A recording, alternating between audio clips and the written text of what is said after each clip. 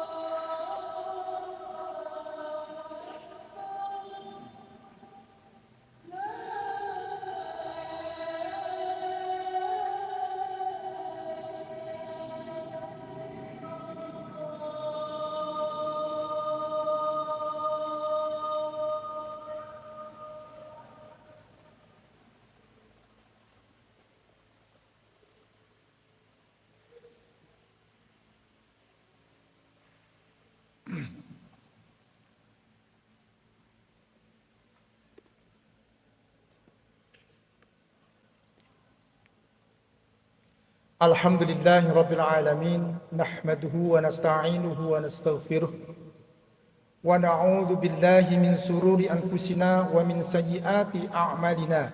May yahdihillahu fahuwal muhtad wa may yudlil falan tajida lahu waliyyan mursyida. Ashhadu an la ilaha illallah wahdahu la syarika lah wa ashhadu anna Muhammadar Rasulullah la nabiyya ba'dah. Allahumma salli ala Muhammad wa ala alihi wa ashabihi wa mawalah amma ba'd. Fa ya ibadallah ittaqullaha haqqa tuqatih wa la tamutunna illa wa antum muslimun. Wa qala ta'ala fi Qur'anihil Karim, a'udzu billahi minasy syaithanir rajim. Bismillahirrahmanirrahim. Qul huwallahu ahad, Allahus samad, lam yalid wa lam yulad wa lam yakul lahu kufuwan ahad. Shadaqallahul azim. Sidang jamaah Jumat yang senantiasa dirahmati Allah. Marilah pada kesempatan siang hari ini kita senantiasa meningkatkan iman kita, takwa kita, syukur kita semata-mata hanya kepada Allah Subhanahu wa taala.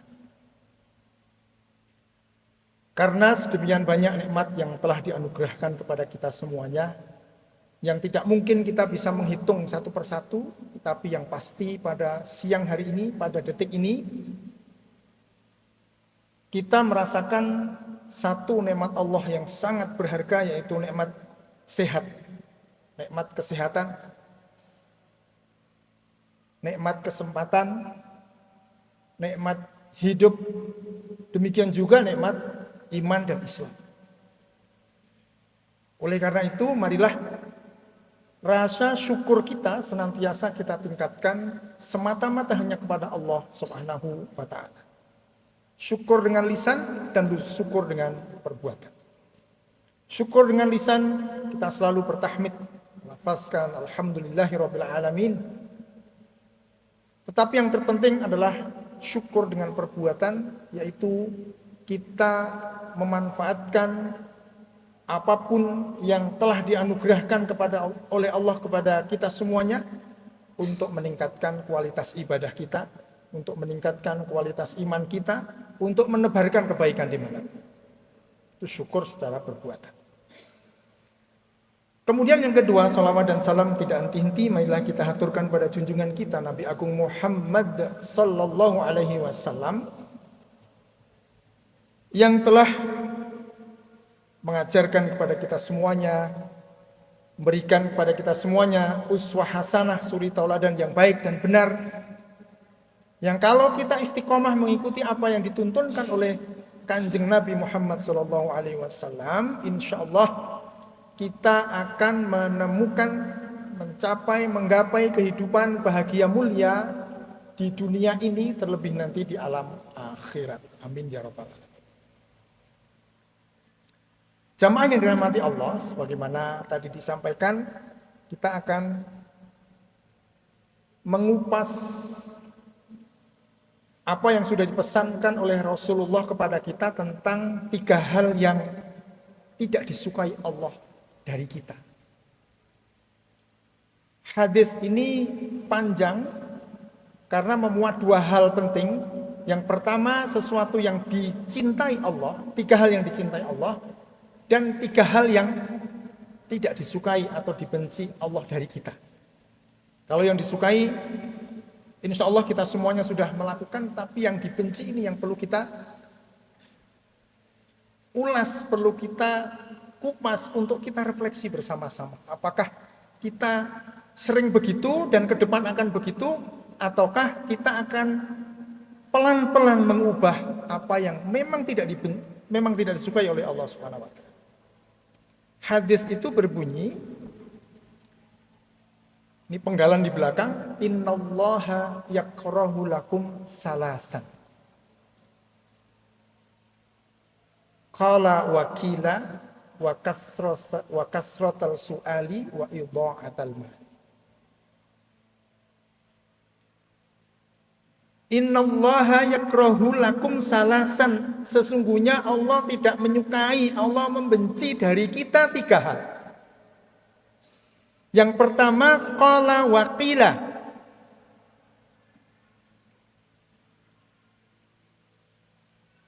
Kalau kita terjemahkan ya secara kebahasaan, qala waqila itu ya bahasa Jawanya jarene, katanya. Yang kedua, kasrota soal, banyak bertanya. Yang ketiga, idha'atul mal, menghilangkan harta. Tapi maksudnya kita membelanjakan harta memperturutkan keinginan, bukan terbutuh. Satu persatu kita kupas. Semoga nanti menjadi bahan refleksi kita. Apakah kita pernah begitu atau mungkin sedang begitu? Dan ke depan apa kita akan tak begitu? Yang pertama, yang tidak disukai Allah dari kita adalah qala wakila. Kita hidup, kita bergaul, kita bermasyarakat, kita menjalin komunikasi, dasarnya hanya katanya. Apalagi dunia gadget, itu isinya katanya semua. Kalau kita masih suka, kita masih membiasakan diri berinteraksi, berkomunikasi, bergaul, dasarnya kok hanya katanya, kita telah melakukan sesuatu yang Allah tidak suka dari itu. Berarti pesannya apa? Hadis itu berarti memesankan supaya kita menjalin komunikasi, kita menyebarkan berita, kita menularkan informasi, dasarnya harus jelas. Berarti Islam agama yang mengajarkan kejelasan. Kalau dalam bahasa Jawa ini genah. Islam tidak pernah mengajarkan orang genah. Tapi Islam mengajarkan sesuatu yang genah, sesuatu yang jelas, sesuatu yang dasarnya itu jelas. Apakah itu level ketuhanan, apakah itu level ibadah, apakah itu level akhlak, apakah itu level muamalah duniawiyah. Semuanya dalam Islam jelas. Ada logikanya, ada dalilnya, ada penghayatannya. Maka hadis ini pesannya, janganlah kita berislam dasarnya itu qala wakila, kemana-mana katanya. Wah katanya, jarene kemana-mana jarene. Maka pesan di surah Al-Hujurat itu tabayyun. Fatabayyanu. Supaya apa? Antusibu qauman bijahalatin fatusbihu ala ma fa'altum nadim. Jelas. Contoh misalnya kalau khotib itu berdoa, ketika khutbah itu kok tangannya begini toh. Islam mengajarkan jelas itu dalilnya jelas. Kenapa enggak 2, kenapa enggak 3? Tapi kok 1? Jelas, ada dalilnya yang jelas. Itu yang pertama. Pesannya berarti kita berislam harus jelas. Genah, level akidahnya juga harus dasarnya jelas. Kemantapan kita harus jelas. Level ibadahnya, tata cara beribadah kita jelas. Berakhlak kita bergaul levelnya juga harus jelas, bermuamalah pun jelas. Pesannya itu. Yang kedua, yang tidak disukai Allah dari kita adalah kasratus su'al. Kasratus su'al itu banyak bertanya, tapi bertanya untuk sesuatu yang tidak jelas. Yang dituntunkan oleh Allah, oleh Kanjeng Nabi adalah kita banyak bertanya sesuatu yang utama, sesuatu yang jelas, itu yang dituntunkan. Maka yang dibenci adalah kebalikannya, sesuatu yang tidak jelas. Yang tidak jelas itu apa? Misalnya ghibah, misalnya ngepoin orang, misalnya sok pengen tahu urusan orang, itu yang disebut kasratus su'al. Dikit-dikit, apa toh? Pertanyaan apa toh itu berarti berangkat dari cara pandang yang tidak jelas. Apa toh? Ada orang kumpul ngomong-ngomong, apa toh? Itu tidak disukai oleh Allah. Tabayyun. Tetapi kalau bertanya tentang sesuatu yang memang jelas, bagaimana tata cara sholat yang baik, bagaimana tata cara bercocok tanam yang baik, bagaimana tata cara berkomunikasi yang baik, itu sesuatu yang jelas, itu yang disukai Allah. Tetapi yang tidak disukai Allah itu kasratus su'al, kemana-mana apa toh. Habis jarene apa toh? Tidak disukai Allah. Itu berarti berangkat dari sesuatu yang tidak jelas.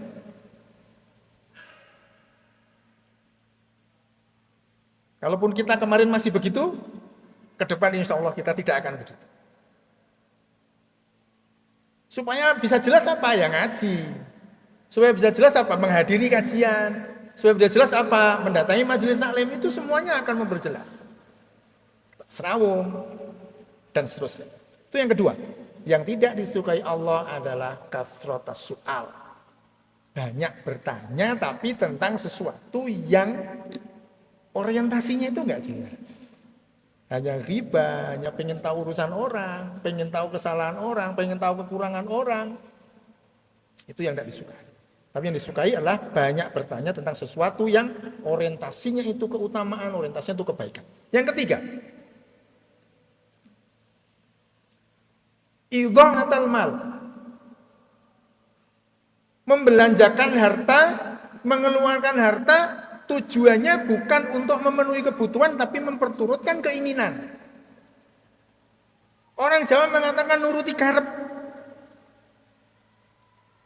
Itu rentetan dari tadi itu, dari qala wakila, kemudian kasota soal, itu kaitan dengan perilaku komunikasi serawung kita yang negatif. Oh kayak kok begini, pengen perturutkan. Dia kok punya gini, pengen turutkan. Kita nggak butuh, tapi beli. Kita nggak butuh, tapi kita keluarkan harta untuk memperturutkan keinginan, bukan kebutuhan. Allah nggak suka. Pengennya apa? Kalau memperturutkan keinginan berarti hanya untuk, ya memang nanti dampaknya sesuatu yang negatif. Kalau hanya memperturutkan keinginan. Tapi kalau memenuhi kebutuhan pasti positif. Saya butuh ini, saya butuh kendaraan, saya beli kendaraan, itu positif. Tapi kalau beli kendaraannya karena wah katanya itu ini ya, terus beli, nah itu berarti sesuatu yang negatif. Allah tidak suka. Jamaah yang dirahmati Allah, inilah 3 hal yang kita perlu berhati-hati. Sebenarnya bukan dosa juga, bukan. Atau sesuatu yang menyebabkan kita kemudian pusing, sakit, enggak juga. Tapi ini keutamaan. Sesuatu yang utama yang perlu kita lakukan. Karena ini pesan Kanjeng Nabi. Dan Kanjeng Nabi insya Allah akan menuntun kita kepada jalan yang lurus, jalan keselamatan, jalan kesejahteraan. Semoga 3 hal ini atau sedikit yang kita sampaikan ini menjadi bahan refleksi kita. Dan kita akan menjadi orang-orang terbaik di mata Allah. Orang-orang terbaik dari umatnya Kanjeng Nabi Muhammad SAW. Barakallahu li wa lakum wa jami'al muslimin wa astaghfirullahal azim.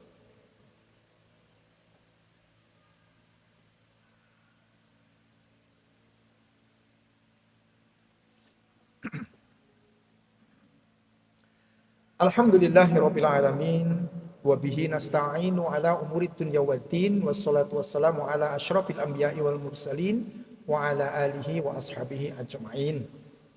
Wa ya ibadallah ittaqullaha wa sallu khamsakum wa sumu syahrakum wa kunu ibadallahi ikhwana. Wa qala ta'ala fi Qur'anil Karim, a'udzu billahi minasyaitonir rajim. Bismillahirrahmanirrahim. Qul huwallahu ahad. Allahus samad, lam yalid wa lam yulad wa lam yakul lahu kufuwan ahad. Untuk khutbah kedua ini, marilah kita memanjatkan doa kepada Allah. Semoga sedikit yang kita sampaikan menjadi bahan refleksi untuk perbaikan kita ke depan. Dan Allah senantiasa membina, membimbing kita, mengampuni dosa-dosa dan salah kita di hari-hari yang lalu. Dan terus menuntun, membina kita, meridhoi kita, merahmati kita untuk langkah kita ke depan. A'udzu billahi minasyaitonir rajim. Bismillahirrahmanirrahim. Allahumma salli ala Muhammad wa ala ali Muhammad. Allahumma ighfir lil mu'minina wal mu'minat wal muslimina wal muslimat al ahya'i minhum wal amwat faya qadiyal hajat. Rabbana atina fid dunya hasanah wa fil akhirati hasanah wa qina adzabannar. Rabbana ighfir lana dhunubana wa kaffir 'anna sayyi'atina wa tawaffana ma'al abrar. Rabbana hab lana min azwajina wa dhurriyyatina qurrata a'yun waj'alna lil muttaqina imama. Allahumma arinal haqqa haqqan warzuqna ittiba'ah wa arinal batila batila warzuqna ijtinabah. Subhanaka rabbika rabbil izzati amma yasifun wa salamun alal mursalin walhamdulillahi rabbil alamin. Aqimus shalah.